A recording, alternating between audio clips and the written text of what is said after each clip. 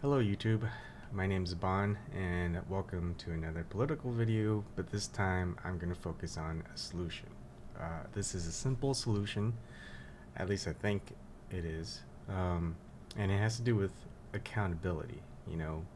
How do we hold politicians accountable? Now, it doesn't matter if you're Republican, Democrat, Libertarian, Green Party, Constitutional Party, or Independent, right? Whoever you elect into office, you need to hold them accountable. But it can be tough because the way that our political system kind of works right now. I want to give you an example. So, if you go to congress.gov, you can see a whole bunch of legislation, right? Now, the one that I'm showing you right now is back in 2016. It's Consolidated Appropriations Act. As you can see that there's 81 related bills. They kind of go over so many different things. It's about the budget. So the thing is, should all these bills be all rolled up into one, right? Say you're for budget for like environmental stuff, but then there's also budget for military stuff. You don't care about the military, but you care about the environment. So you get all rolled up into one, and then you ask, hey, why did you approve this bill? It has stuff on military. That's also, or stuff for energy, which is like focusing on oil and gas or coal, whatever. But then there's some good stuff about environmental stuff. And the politicians are going to say, look, the environmental stuff is good. We got to make balance checks. But you're doing more harm than you are good. You're not really representing the people. So, and you can't be held accountable because your politicians are going to say one thing that they supported, even though they also support something else, which you don't know if they support or not, but maybe you don't support it. So you can't hold them to the fire.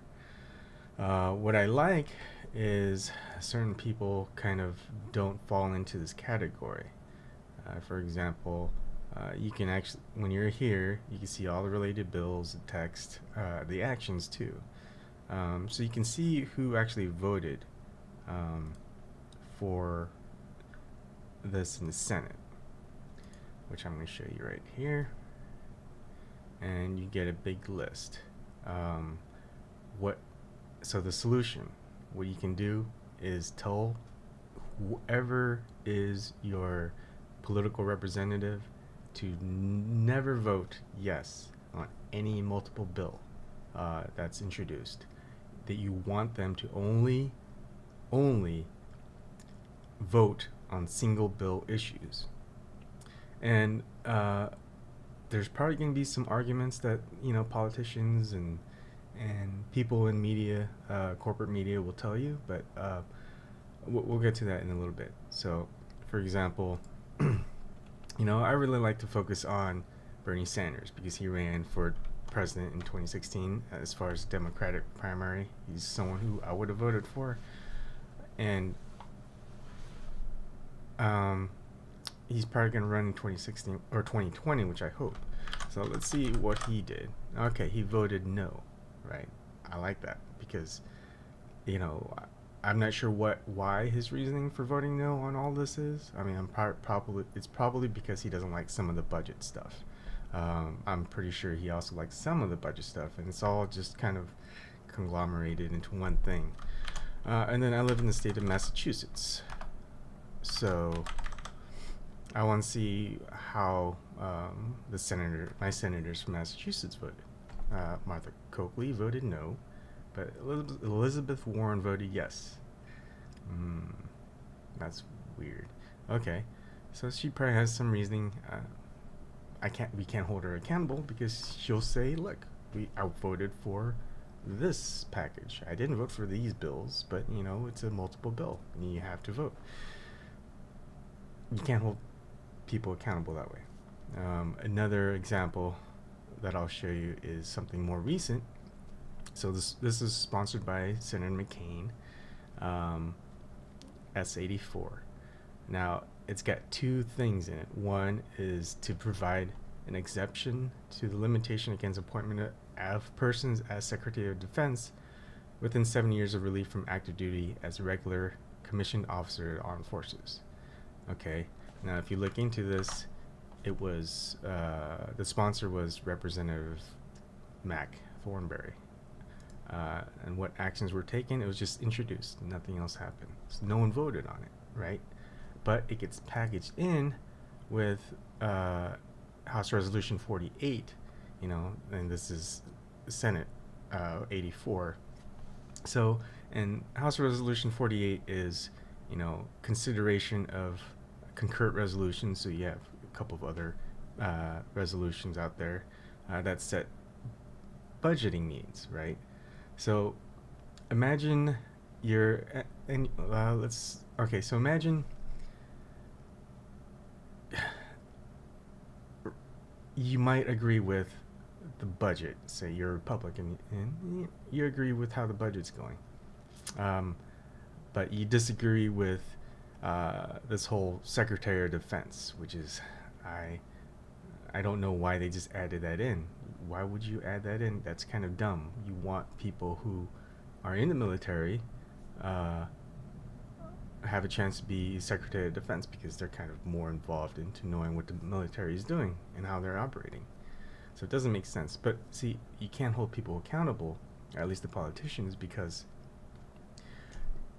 they'll say, look, I didn't agree with this whole Secretary of Defense bill, but I agreed with the budget. So, you know, to get this along, we went ahead and passed it.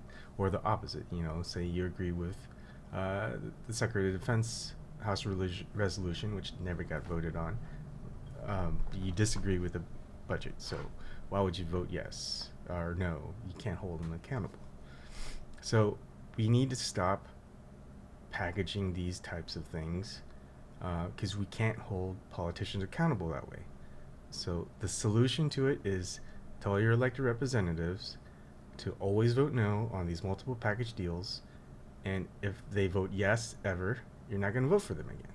So it forces all the politicians to be held accountable for their votes. And you can see that this S84 bill became public law.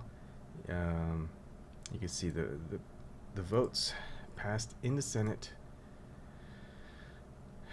And of course, here we go. Let's see what Sanders said. He said nay. And let's see what people in my state said. All right. Why did they say? Okay, Markey said no, and Warren said no. So that's kind of good. So, you know, I can hold them. It'd be hard if they said yay, because they might be for one thing and against the other, but obviously most Democrats are probably going to be against both these. Anyways, that's a solution. We need to hold politicians accountable, and we need to hold them accountable by how they vote. And we can't hold them accountable if they're voting on multiple packaged bills. And what we need to do is take a firm stand by everyone, every person. Doesn't matter what affiliation you are to a party. You need to just make sure that they don't ever vote yes on multiple package deals. That way you can hold them accountable. Now, it's a strategy by politicians and a good tactic so they can't be held accountable, right? They can't say, you know, people, I promised on the campaign trail that I would vote for this, and then when push came to shove and they didn't vote for it, you know, you're gonna hold their feet to the fire, but they don't want that to happen. So they kind of like the idea of multiple package bills because they can't be held accountable.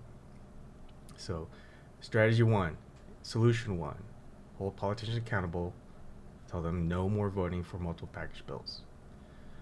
There's another part that I want to get into this, but I think this segment went a little bit longer than I wanted to, so I'll say that for another day. Good night.